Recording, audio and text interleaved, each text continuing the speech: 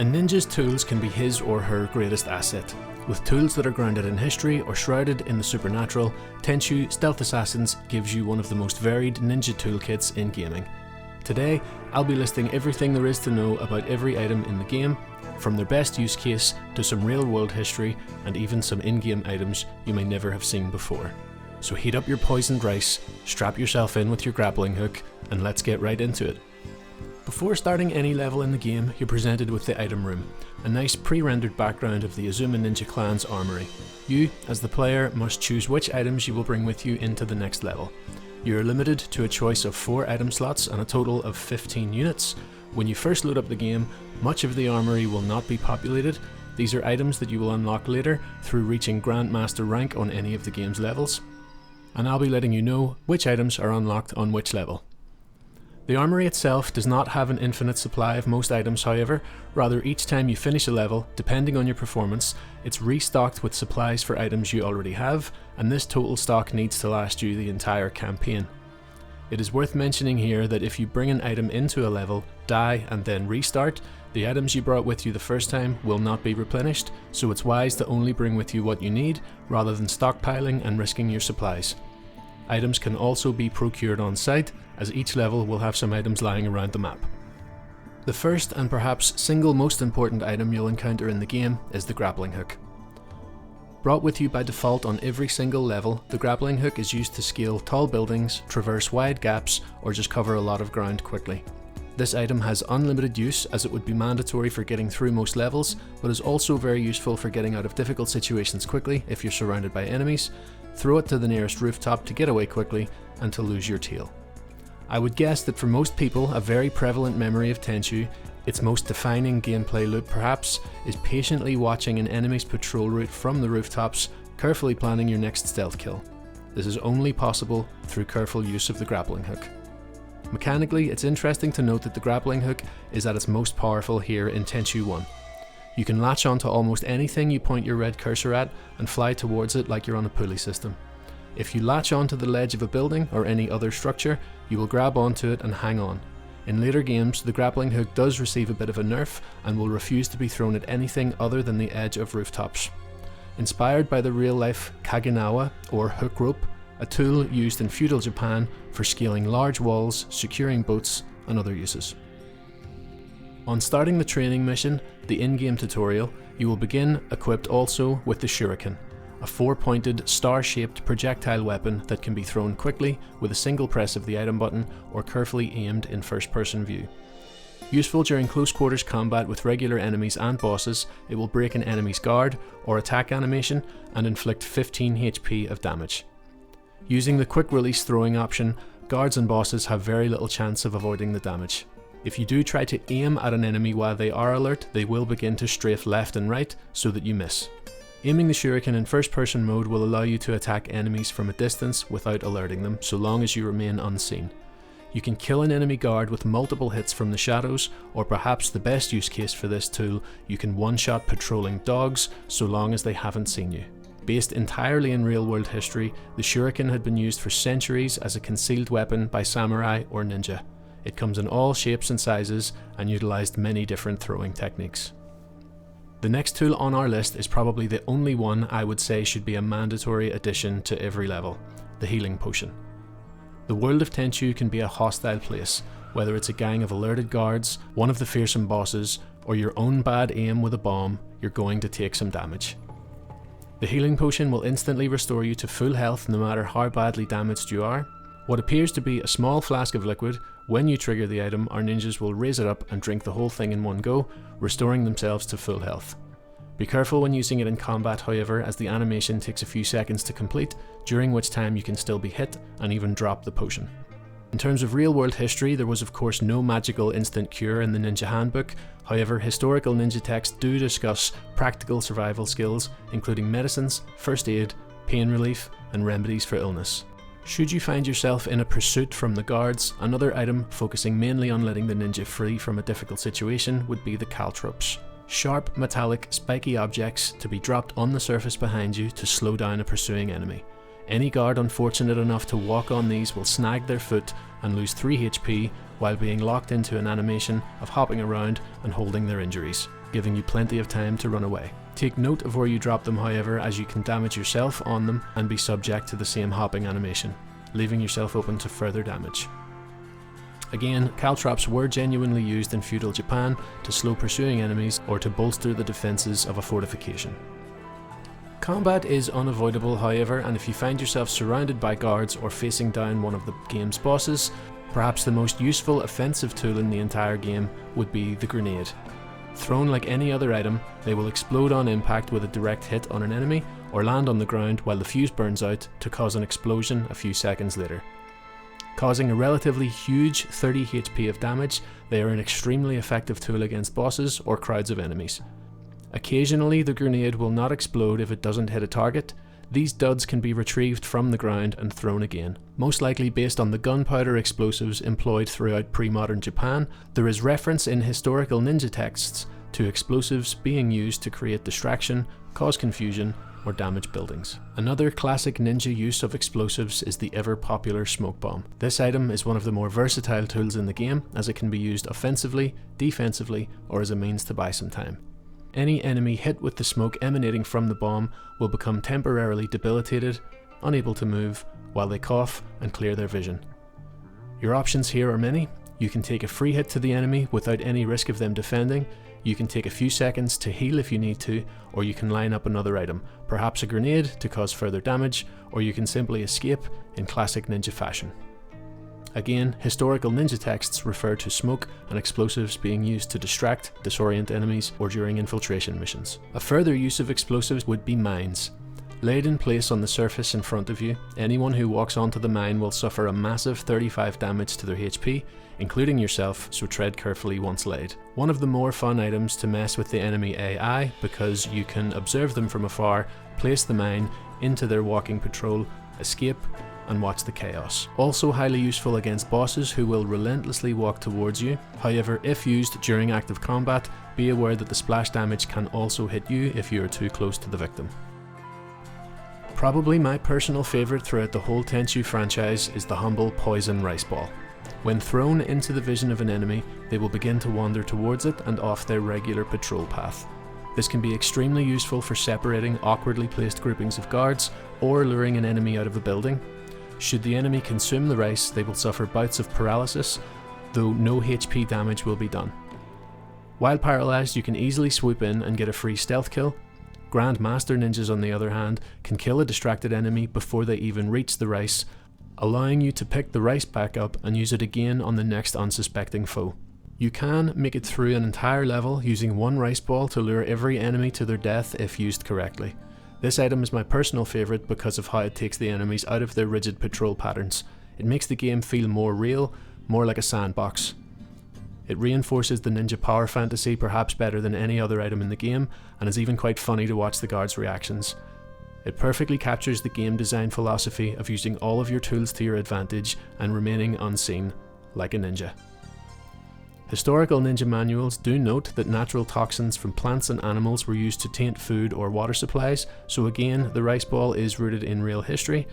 Rice balls would have been a staple food throughout feudal Japan also. Almost certainly the most underutilized item in the game, and with good reason, is the coloured rice.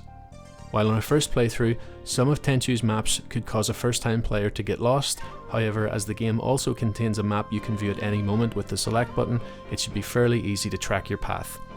With that being said, you can drop coloured rice at any point in a level to mark a point of interest, or remind yourself in which direction you started from. You can drop the rice in front of you, and it will show as a blue cross on your map. Multiple instances of the item can be dropped and picked back up again for further use. That's all of the regular ninja tools covered.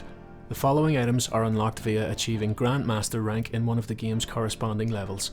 Many of the following items lean more into fantasy and ninja mythos rather than having any sort of actual historical basis, but Tenchu takes these fantastical elements and turns them into usable gameplay mechanics. By the way, if you're enjoying the video so far, please do subscribe, as I do plan to continue making more Tenchu videos.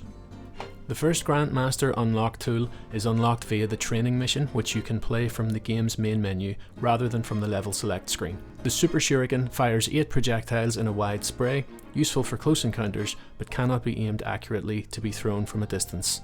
Operating much the same as the original Shuriken, it simply covers a wider spray area. The game's first truly supernatural item would be the Lightfoot Scroll. It's unlocked via the Punish the Evil Merchant mission. It allows you to travel at great speeds for a short amount of time, useful if you want to run through a level quickly after you have already memorized the enemy layout or escaping from a fight. Be careful not to use it near pitfalls, as the steering is not quite as responsive as you may expect. It's pictured as a yellow ninja scroll and leaves behind a circular particle effect. If you find yourself taking too much damage from an enemy, you may wish to make use of the Protection Amulet scroll. It's unlocked during the Rescue the Captive Ninja mission and reduces your damage intake. While it takes a few seconds to pop the scroll, which does leave you vulnerable, based on my own calculations, it causes a damage reduction of about 68%, which is enormous. Shown in the gameplay here, without the scroll, a 2-hit combo takes 19 HP off your health, then the same 2-hit combo after the scroll is activated only takes 6 health. Very useful for boss encounters if you are struggling. Take note, however, that the scroll only lasts for about 17 to 20 seconds depending on whether or not you count the item animation, so don't become too reliant. Similar to the Protection Amulet, the next item would be the Ninja Armour. It's unlocked via the Execute the Corrupt Minister level. It's the only item in the game that once taken with you into a level is automatically activated upon level start. The game provides the calculation that damage is reduced by a rate of 30%, but unlike the Protection Amulet, this reduction stays active throughout the entire level, as the armour does not have a time limit and can be used across every level in the game once unlocked. Of course, the most interesting thing about the armour is that it changes both Rikimaru and Ayame's character models completely, from their standard ninja clothing to unique armour. Rikimaru now appears in a metallic armour and Ayame in a plated red armour. The Resurrection Leaf fully leans into the supernatural and is essentially a Mario-style extra life. It's unlocked via the Destroy the Foreign Pirate level. If you carry it with you, it will activate automatically when your health is reduced to 0 and bring your health bar back to full again. It is worth knowing that it happens very quickly, so if you do use it, be prepared to block oncoming attacks instantly after your health is reduced. There is no real drawback to carrying this item other than it does take up an item slot, so if you don't die, you've wasted a slot. The fan favourite Dog Bone, which is unlocked via the Reclaim the Castle level, is one of the more entertaining items in the game.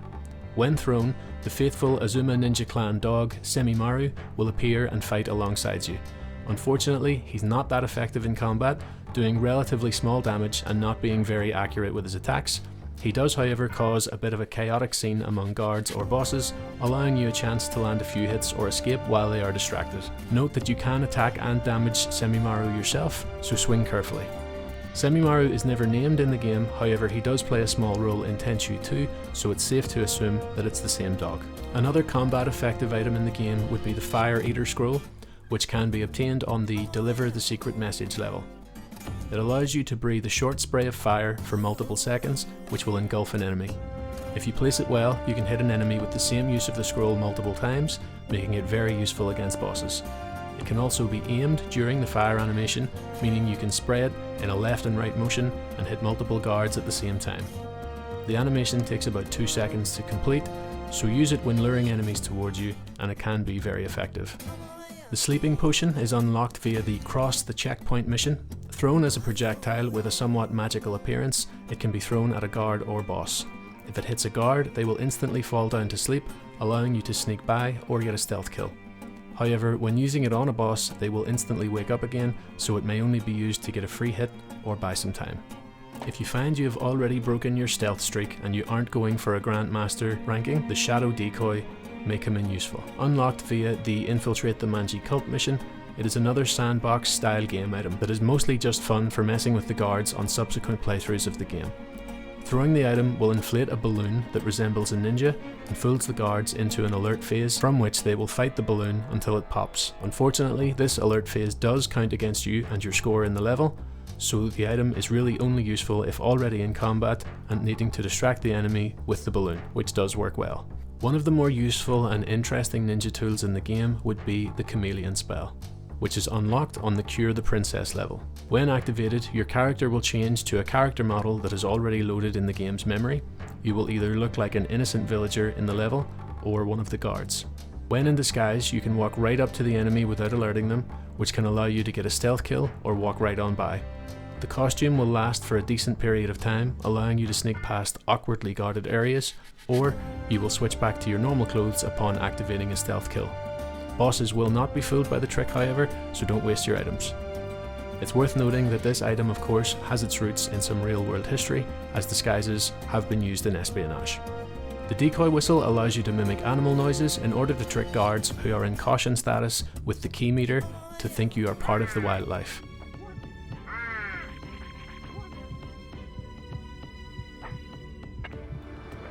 It is unlocked on the Free the Princess level and can be used as many times as you want. It appears to look like an ocarina, but makes animal noises rather than musical notes. Note that if a guard is already fully alerted, it will have no effect. Its best use case is when you accidentally end up in the line of sight of a guard, your key meter changes to the yellow caution status, and you blow the whistle, which removes the status, and you can get yourself back to safety before they see you again. So that covers all of the standard and Grandmaster items in Tenchu Stealth Assassins. However, I did say at the beginning of the video that there may be some items that didn't make it into the final game or that you have never seen before, which can actually be accessed in the final game. Through the use of the debug menu, accessed via a cheat code, there are 5 more usable items in the game.